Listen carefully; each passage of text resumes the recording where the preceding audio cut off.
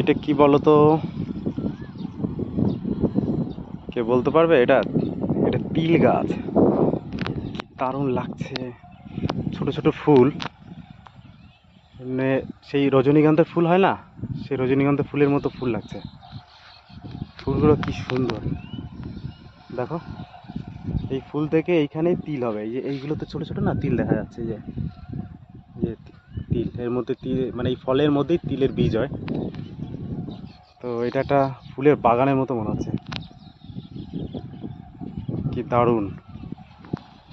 এর মধ্যে না মৌমাছি থাকে, আবার মৌমাছিগুলো নেই না, শুয়োপোকাও আছে এর মধ্যে। এই দেখো শুয়োপোকা, এই দেখো শুয়োপোকা, এরকম প্রচুর শুয়োপোকা আছে, কিন্তু এই পোকাগুলো না আলাদা। শুয়ো, এই একটা